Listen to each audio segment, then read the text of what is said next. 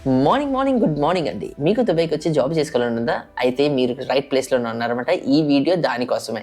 అయితే నేను ఈ వీడియోలో కొన్ని ఇంపార్టెంట్ టాపిక్ మాట్లాడతానన్నమాట. ఇంపార్టెంట్ టాపిక్స్ ఏంటంటే అసలు దుబాయ్‌లో జాబ్స్ ఎలా వెతుక్కోవాలి? జాబ్స్ వెతుక్కోవాలంటే మీకు ఎక్కడి నుంచి వెతుక్కోవాలి? ఎలా వెతుక్కోవాలి? ఏం చేయాలి? ఓకే. సీవీ ఎలా ప్రిపేర్ చేసుకోవాలి? అయి నేను మీకు చెప్తానన్నమాట. ఆ టిప్స్ చెప్తాను. దానికంటే ముందు ఒక లైక్ కొట్టి సబ్స్క్రైబ్ చేయడం మర్చిపోకండి. ఒకవేళ మీరు సబ్స్క్రైబ్ చేయలేనట్టయితే పదండి మనం స్టార్ట్ చేద్దాం. ఓకే అండి. మనం వీడియో స్టార్ట్ చేద్దాం అయితే. చాలామంది ఏమనుకుంటారంటే మనం దుబాయ్‌కి వెళ్ళిపోతాం. దుబాయ్‌కి వెళ్ళిన తర్వాత జాబ్ అప్లై చేసుకుంటాం. జాబ్ వెంటనే వచ్చేస్తది. లేదండి. అక్కడే పప్పులో కాలేసినట్టు. మీకు జాబులు ఎప్పుడు ఏంటి వెంటనే రావు. ఎందుకంటే ఇక్కడ మీరు మనం ఆంధ్ర కాకుండా మీకు north Indians, south Indians, Kerala specifically చాలామంది ఉంటారనమాట. వాళ్ళ చుట్టాలని, వాళ్ళ ఫ్రెండ్స్‌ని మొత్తం కుప్పలు కుప్పలుగా తెచ్చుకుంటారనమాట. అంటే నేను ఎవరి గురించి తప్పుగా మాట్లాడతలేదు. కానీ చెప్తున్నాననమాట. అయితే అంటే ఒకతను ఒక ప్లేస్‌లో ఒక కంపెనీలో పనిచేస్తున్నట్లయితే వాళ్ళు ఏం చేస్తారంటే వాళ్ళకి తెలిసిన వాళ్ళందరినీ అక్కడ ఇక్కడ ఏదైనా జాబ్ పొజిషన్ అవైలబుల్‌గా ఉందంటే మనోళ్ళ కంటే వీళ్ళు మరీ ఫాస్ట్ అనమాట. మనోళ్ళైతే మనోడినే ఎందుకు తీసుకురావాలి?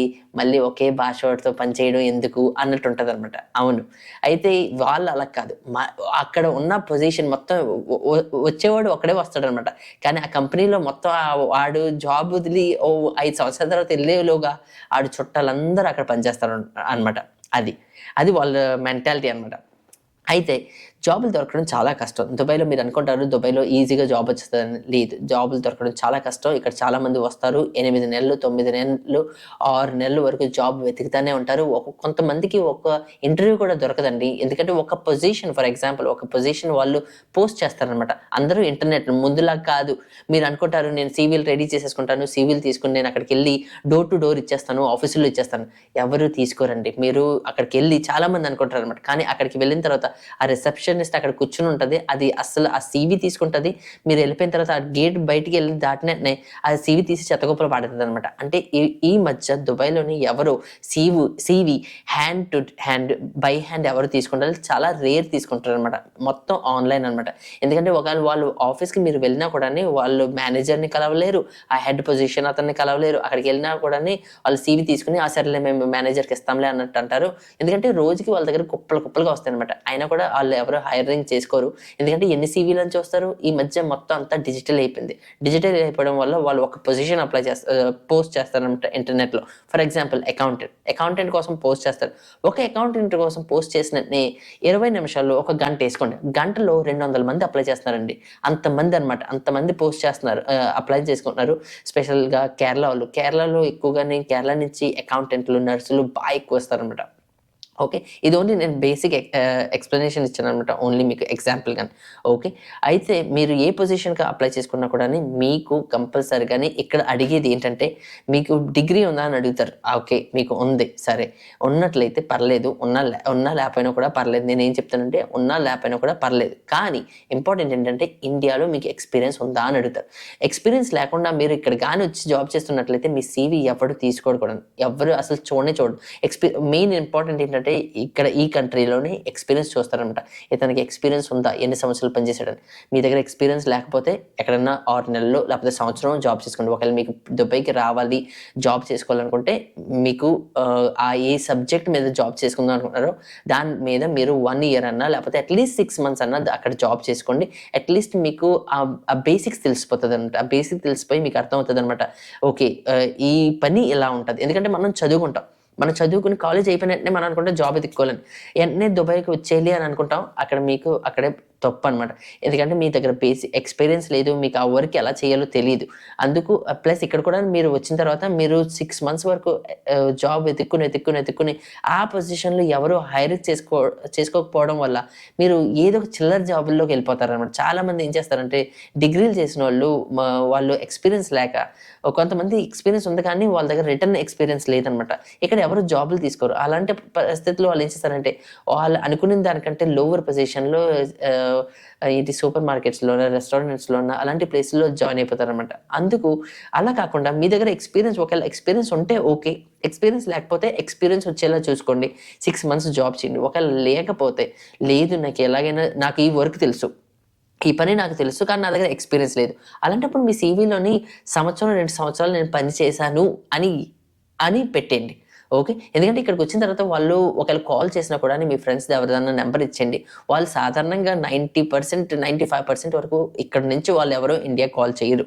ఒకవేళ కాల్ చేసినట్లయితే మీ ఫ్రెండ్స్‌కి నెంబర్ చేసేయండి. అవును, ఇక్కడ 6 నెలలు పనిచేసేవాడు మా దగ్గర మంచిగానే పనిచేసేవాడు. అవును, అయిపోయింది. కాల్ కట్ చేసింది, అయిపోయింది. అంతే, అదనమాట. అయితే ఇక్కడికొచ్చిన తర్వాత ఫస్ట్ మీరు ముందే బ్యాకప్‌గా ప్లాన్ ఏసుకోవాలనమాట. నాకు 3 నెలల వరకు జాబ్ దొరకదు. మీ సీవీ ముందే రెడీగా ప్రిపేర్ చేసుకోండి. నేనేమి అడ్వైస్ చేస్తానంటే ఇదిగో ఈ వెబ్‌సైట్ ఉంది కదా! ఇక్కడ డాట్ కామ్ అని. డాట్ కామ్‌లోకి మీరు వెళ్లారనుకో అక్కడ మీరు టైప్ చేయండి. మీకు ఏ పొజిషన్ కోసం జాబ్ చూస్తున్నారో. దాంట్లో వచ్చేస్తదనమాట జాబ్ పోస్టులు. దుబాయ్‌లో ఎంతమంది జాబ్ పోస్టులు పోస్ట్ చేస్తా ఉంటారో ఆ జాబ్ పోస్టులన్నీ డాట్ కామ్‌లో వచ్చేస్తదనమాట. అన్నీ అక్కడ వచ్చేస్తాయి. సాలరీ ఉంటది, అన్నీ ఉంటాయి. అక్కడ మీరు క్లిక్ చేసినట్లయితే డిస్క్రిప్షన్ ఉంటది. ఆ డిస్క్రిప్షన్‌లో రాసేసి ఉంటదనమాట. వాళ్ళు ఈ స్పెసిఫిక్ పొజిషన్‌లో ఏమి మీతో ఎక్స్‌పెక్ట్ చేస్తున్నారని. అంటే మీరు క్లయింట్‌లతో కలవాలా? బయటికెళ్ళాలా? డ్రైవింగ్ లైసెన్స్ ఉండాలా? అదుండాలా? ఇదుండాలా? మొత్తం డిస్క్రిప్షన్‌లో రాస్తారనమాట. అంటే ప్రతి కంపెనీ వాళ్ళు ఏం రాస్తారంటే వాళ్ళకి కావాల్సింది వాళ్ళు రాస్తారనమాట. నాకు ఒక ఎంప్లాయీ కావాలి. అతని సాలరీ ఇంత నుంచి ఇంత వరకు ఉంటది. ఇంత నుంచి ఇంత ఎక్స్‌పీరియన్స్ ఉండాలి. వాళ్ళు స్పెసిఫిక్‌గా మెన్షన్ చేస్తారనమాట. దుబాయ్‌లో పోస్ట్ చేసే ప్రతి జాబ్‌కి ఎక్స్‌పీరియన్స్ చూస్తారు. ప్రతి జాబ్‌కి ఎక్స్‌పీరియన్స్ అక్కడ మెన్షన్ చేసి ఉంటదనమాట. ఒకవేళ ఎక్స్‌పీరియన్స్ లేని జాబ్‌లంటే construction workers, restaurants, supermarkets, cleaning ఇలాంటి లో పొజిషన్ జాబ్స్‌కైతే వాళ్ళకి ఎక్స్‌పీరియన్స్ అవసరం లేదు. ఎందుకంటే దానికి ఏం ఎక్స్‌పీరియన్స్ ఉండాలి? వెయిటర్‌కి ఎక్స్‌పీరియన్స్ అవసరం లేదు. కానీ ఒకవేళ మీరు కొంచెం మంచి ఆఫీస్ వర్క్ చూసుకున్నట్లయితే లేకపోతే సేల్స్‌లో చూసుకుంటున్నారంటే దుబాయ్‌లో ఆహ్, దుబాయ్‌లో హైయెస్ట్ పాపులేషన్ జాబ్ చేసుకునేది ఏం పొజిషన్ అంటే వాళ్ళు సేల్స్‌లో జాబ్ చేస్తారనమాట. టెలిసేల్స్ అయిపోయింది. కాల్ సెంటర్స్, మన ఇండియాలో కాల్ సెంటర్స్ అంటారు. ఇక్కడ టెలిసేల్స్ అంటారనమాట. టెలిసేల్స్ అయిపోయింది. మీకు ఇంకా చాలా రకాలైన సేల్స్ ఉంటాయనమాట. టెలిసేల్స్‌లో స్టార్టింగ్‌లో చాలా మంది జాయిన్ అవుతారు. ఎందుకంటే జీతాలు బేసిక్స్ జీతాలుంటాయి. Experience 1 year experience, 6 months experience ఉంటే చాలు. అంటే హోమ్ కంట్రీ అనమాట. మీ కంట్రీలో ఉన్న ఎక్స్‌పీరియన్స్ 1 ఇయర్ ఎక్స్‌పీరియన్స్ అని మెన్షన్ చేయండి. నేను కాల్ సెంటర్‌లో పనిచేసేవాడిని సంవత్సరం అని మెన్షన్ చేయండి సీవీలో. సంవత్సరం, 2 సంవత్సరాలు. కావాలనుకుంటే మీరు గూగుల్‌లో సెర్చ్ చేయండి. అసలు కాల్ సెంటర్‌లో వర్క్ ఏముంటది? టెలిసేల్స్ అంటే ఏంటి? ఫోన్‌లు చేసి కస్టమర్‌లతో ఎలా మాట్లాడాలి? ఏమి ఆఫర్ చేయాలి? ఏమి అమ్మాలి? ఎలాంటి క్వెషన్‌లు వాళ్ళు అడుగుతారు? నేను కస్టమర్‌ని ఎలా కన్విన్స్ చేస్తాను? ఇలాంటి క్వెషన్‌లన్నీ బేసిక్‌గా అన్ని ఇన్ఫర్మేషన్. ఎందుకంటే మీరు వస్తున్నారు, డబ్బులు ఖర్చు పెట్టుకొని మీరు దుబాయ్‌కి జాబ్ కోసం వస్తున్నారనుకుంటే, మీకు ఇక్కడ రూమ్ రెంట్ కట్టాలి. మీరు కంపల్సరీగా మీరు కొన్ని ప్లేసుల్లో మెట్రోలో ఎళ్తారనమాట. ఎందుకంటే మెట్రోయే చీపెస్ట్ ట్రాన్స్‌పోర్టేషన్ అనమాట ఇక్కడ. మెట్రోలో వెళ్తారు. కొన్ని ప్లేస్‌లో మెట్రో వెళ్ళదు. అలాంటప్పుడు మీరు టాక్సీ తీసుకోవాలి. టాక్సీ అంటే ఇక్కడ మొత్తం టాప్ లేపిద్దనమాట బిల్. మామూలుగా ఉండదు. ఫుడ్‌కి స్పెండ్ చేయాలి. ఇంకా అలాంటి ఖర్చులుంటాయి. ఎంత డబ్బులు ఖర్చు పెట్టుకొని మీరు అంత దూరం నుంచి ఇక్కడికొస్తున్నారంటే మీ తరపు నుంచి మీరు ప్రిపేర్ అవ్వి ఉండాలనమాట. అందుకే మీకు హెల్ప్ చేయడానికే నేను ఈ వీడియో చేస్తున్నాను.